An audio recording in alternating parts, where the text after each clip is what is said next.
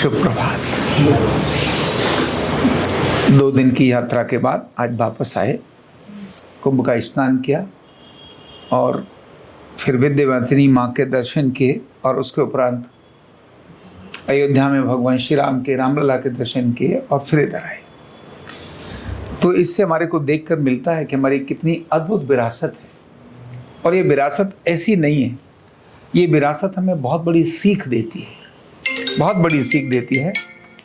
और केवल सीख ही नहीं, ऐसी छोटी छोटी व्यवहारिक चीज़ें हमको बताती है कि जिनको अपनाकर हम खुद भी एक अच्छे मार्ग पर चल सकते हैं, एक श्रेष्ठता की तरफ जा सकते हैं। अयोध्या में जिनका स्मरण हम करते हैं भगवान श्री राम का, राम की कहानी के संबंध में मैं बताऊंगा कि जब उनको वनवास हो गया, यानी राम का एक ऐसा अवतार है जिसको मर्यादा पुरुषोत्तम बोलते हैं। और मर्यादा पुरुषोत्तम के साथ भी एक ऐसी सीख उन्होंने दी है कि अपने घर, अपने परिवार के लिए और अपने समाज के लिए व्यक्ति को कैसे सैक्रिफाइस करना चाहिए, कैसे सैक्रिफाइस करना चाहिए। अगर ये सीख कहीं से मिलती है तो भगवान श्री राम से मिलती है, जो जीवित किसी ने अपने चरित्र से इस सब चीज़ों को दिखाया है। उसी में उन्होंने अनेक सारी घटनाओं पर अपनी जो क्रियाएं दी, जो अपने एक्शंस लिए, वो भी अपने को बहुत बड़े स्मरण के हैं। जब वो वनवास हो गया और वन में जा रहे थे, सीता, लक्ष्मण और राम तीनों वन में जा रहे थे, तो लक्ष्मण का स्वभाव तो हम जानते ही हैं कि बहुत क्रोधी था और भैया की रक्षा होनी चाहिए, किसी प्रकार की कोई हानि हो गई तो कहते मेरे जीते जी कैसे हो सकता है, संभव ही नहीं है। तो चाहे वो भरत आ रहे हो उनको मिलने के लिए, जब वनवास हो गया, भरत को पता चला तो वो दौड़कर आ रहे कि वे तो बिना भाई के रह नहीं सकता। वो दौड़कर आ रहे तो उनको देखने के बाद भी लक्ष्मण का वो क्रोध जागा के लगता है भरत का अभी मन भरा नहीं, और वो देखो आप पर आक्रमण करने के आ रहा है, इतनी धूल क्यों आ रही है। रास्ते में, कच्चे रास्ते पर चलते हैं तो धूल होती ही है, ऐसा रहता है। तो ऐसा जो क्रोध था, इसी प्रकार से जटायु, जो पक्षीराज जटायु थे, जब भगवान श्री राम, सीता और लक्ष्मण जब निकल रहे थे तो निकलते समय पर वन में से निकलते निकलते जहाँ पंचवटी के एरिया में जहाँ उनको रहना था, वहाँ पर जटायु भी निवास करते थे। और जटायु के साथ क्या हो गया था, उनकी कहानी हमको पता ही है कि उनके 2, यानी अरुण और वरुण करके 2 बहुत ही श्रेष्ठ भगवान के जो पक्षी है ना, अरुण और गरुण, 2 नाम थे, अरुण और गरुण। तो अरुण जो है वो सूर्य के लिए समर्पित हो गए और गरुण ने अपनी लीलाओं को भगवान के साथ किया ही। तो उनमें से एक के पुत्र ये जटायु थे, जो दशरथ के बहुत पुराने मित्र थे। और इनके बारे में ऐसा सुना ही हम सब ने कि जब प्रतियोगिता हो रही थी कि देखिए कौन ऊपर तक जाएगा, आसमान की ओर जाएगा, सूर्य की तरफ जाएगा, तो उस समय गए और उसके कारण से इनको उसका नुकसान भी झेलना पड़ा, लेकिन ये वापस आ गए। तो ये अपना स्थान इन्होंने पंचवटी के अंदर बनाया। राम, लक्ष्मण और सीता वहां से भ्रमण कर रहे हैं। तो पहला एक बड़ा पक्षी देखकर, किसी एक जगह पर, उम्र है, बड़ी उम्र है, बड़ा पक्षी देखने के बाद मन में आया कि देखो इतना सामान्य पक्षी नहीं है। जैसे सामान्य पक्षी आप देखें तो एक सामान्य पक्षी और एकदम एक असामान्य पक्षी, बहुत बड़ा पक्षी ऐसा नजर आए तो मन में कौतूहल आएगा। तो राम और सीता, लक्ष्मण तीनों के मन में आया कि देखो कितना बड़ा पक्षी है। ऐसा देख करके उन्होंने देखा। जैसे ही ये पक्षी की तरफ निगाह गई तो राम ने उसकी तारीफ की, देखो कितना सुंदर और कितना बड़ा पक्षी है। तो लक्ष्मण की अपनी प्रतिक्रिया एकदम उस समय जगती है, जो उनके स्वभाव के अनुरूप थी। उन्होंने कहा भैया ऐसा पक्षी तो कभी होता ही नहीं है, ये तो बहुत बड़ा पक्षी है।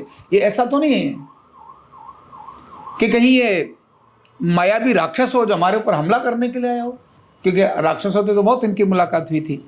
राम कहते हैं कि ये देखो किसी परिवार का राजा है, जिसका स्वरूप नजर आ रहा है, ये पक्षियों का राजा नजर आता है। लेकिन लक्ष्मण कहते हैं कि नहीं नहीं भैया, ये लक्ष्मण, ये जो राजा हो ये आवश्यक नहीं है, ये कोई मायावी वो भी हो सकता है, दैत्य भी हो सकता है। तो कहीं ऐसा ना हमारे ऊपर अचानक पीछे से हमला कर ले। और उन्होंने कहा कि नहीं, ये कुछ करे उससे पहले मैं इसको मारने की तैयारी करता हूं। तो लक्ष्मण ने जैसे ही बाण निकाल के साधने की तैयारी की तो राम ने कहा ठहरो। और एक बहुत बड़ी सीख राम ने उस समय लक्ष्मण के माध्यम से हम सबको दी। उन्होंने कहा, हे लक्ष्मण, तुमको चित्रगुप्त की भविष्यवाणी का पता है। चित्रगुप्त ने जो भविष्यवाणी की थी वो राम लक्ष्मण को बताते हैं कि तुमको चित्रगुप्त की भविष्यवाणी पता है। जब तक शत्रु और मित्र का स्पष्ट निर्णय नहीं हो जाए, एकदम क्लियर निर्णय जब तक ना हो जाए, आपको पता ना चल जाए कि शत्रु है या मित्र है, तब तक उस पर वार नहीं करना चाहिए। क्योंकि अगर आपने वार कर दिया तो उसको हानि हो जाएगी और उसके बाद हमारे पास पछताने के अलावा और कुछ बचेगा नहीं। इसीलिए शत्रु और मित्र उसका स्पष्ट पता चलने के बाद ही अपना उस पर वार करना चाहिए, तब तक वार नहीं करना चाहिए। एक बहुत बड़ी अद्भुत घटना दे दी। हम अपने जीवन में कॉमन ऐसा ही करते रहते हैं। बहुत बार हमें पता चलता है कि हमारा शत्रु है, कहीं कुछ घटना ऐसी घट रही बोले तो हमारा दुश्मन की तरह बात करता है और हम उसको कटक करके मार देते हैं, उसके साथ तोड़ देते हैं, उसके साथ रिलेशंस खत्म कर देते हैं बहुत जल्दी। जबकि ऐसा नहीं होता, वो रियल में कुछ और है, वो चाहता कुछ और है, लेकिन व्यवहार किसी और प्रकार का हो रहा है।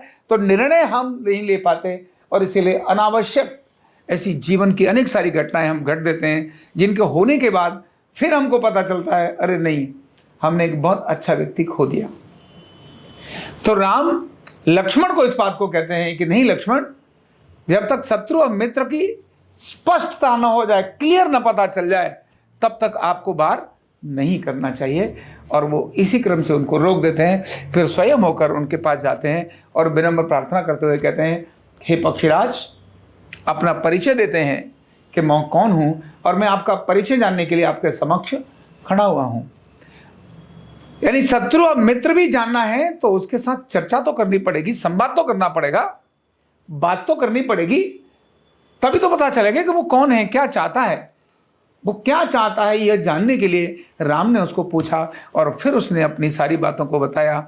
और फिर उसके बाद उन्होंने कहा कि आप तो मेरे मित्र दशरथ के पुत्र हैं।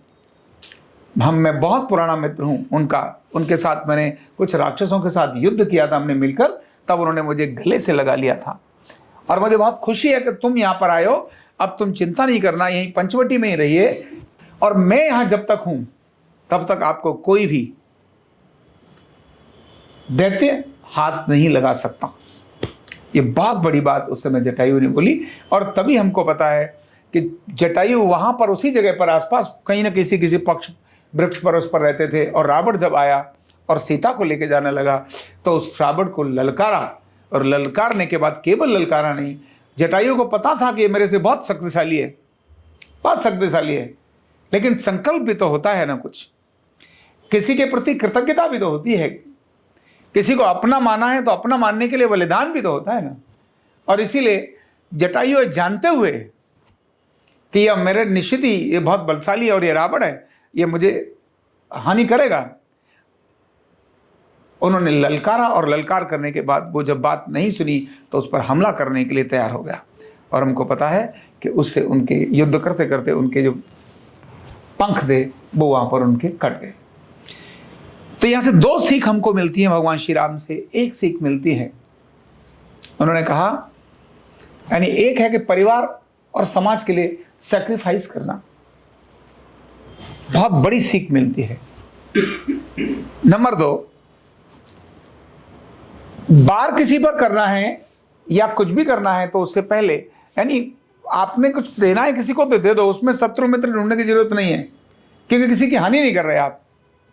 लेकिन अगर आप किसी की हानि करने वाले हैं तब आप वहां शत्रु और मित्र का निर्णय जरूर लीजिए और स्पष्टता देखिए, क्या सच में ये मेरा मित्र है या सच में मेरा शत्रु है। हम बहुत बार अपनों के साथ ऐसी घटना घट देते हैं जो होते हमारे मित्र हैं, लेकिन हम अपने अंदाजा से मीनिंग लगाकर नुकसान कर देते हैं और बाद में फिर हमारे पास पछताने का रहता है। तो ऐसी अनेक सारी घटनाएं भगवान श्री राम के साथ जुड़ी हैं, उनके जीवन के साथ जुड़ी हैं, तभी वो हमारे लिए प्रेरणा है, तभी वो हमारे लिए आदर्श हैं। और तभी हम पैदा होने से लेकर मरने तक जिसके नाम का स्मरण करते हैं वो भगवान श्री राम है। पैदा होते हैं तो भी खुशी में कहते हैं राम की कृपा है, और व्यक्ति जब मरता है उस समय भी कहते हैं राम नाम सत्य है। यानी कितना अद्भुत इस भारत के अंदर, और वो व्यक्ति जो दूसरों के लिए कर रहा है, सैक्रिफाइस कर रहा है। और ऐसे ही उस महान व्यक्तित्व की जो एक चिकित्सा है, अर्धनारीश्वर चिकित्सा, वेलनेस न्यूरोथेरेपी जिसे हम कहते हैं, वो भी उन्हीं की चिकित्सा है। कल मैंने अपने साथियों को वहाँ एक प्रश्न किया था कि आप यहाँ पर अयोध्या आए हैं, आप ऐसा समझिए, बताइए मुझे जो राम ने किया और वो हम काम कर रहे हैं, ऐसा मैंने प्रश्न किया था। तो उसका उत्तर मैं देता हूँ कि राम ने भी उस समय समाज के कल्याण के लिए समाज के बीच में उतरे थे, लोगों के कष्टों को लोगों के ही द्वारा ठीक कराया था। आतंकवादियों को, राक्षसों को मारने के लिए अपने घर से सेना लेकर नहीं गए थे, उन्हीं लोगों को वहीं प्रशिक्षित किया और वहीं उन्हीं की समस्या का समाधान करा दिया। तो हम भी उन्हीं की उस चिकित्सा पद्धति को अपने घर घर जन जन तक ले जाने की प्रक्रिया में हैं कि वही न्यूरोथेरेपी कॉमन मैन सीखे, जो समाज की अपनी है, उसको सीखकर अपने घर परिवार के कष्टों को ठीक करे, अपनी आजीविका और आरोग्य का एक बहुत बड़ा माध्यम बनाए। तो भगवान श्री राम की वह एक सीख न्यूरोथेरेपी के रूप से, अर्धनारीश्वर चिकित्सा के रूप से हमारे बीच में भी है। बहुत बहुत धन्यवाद।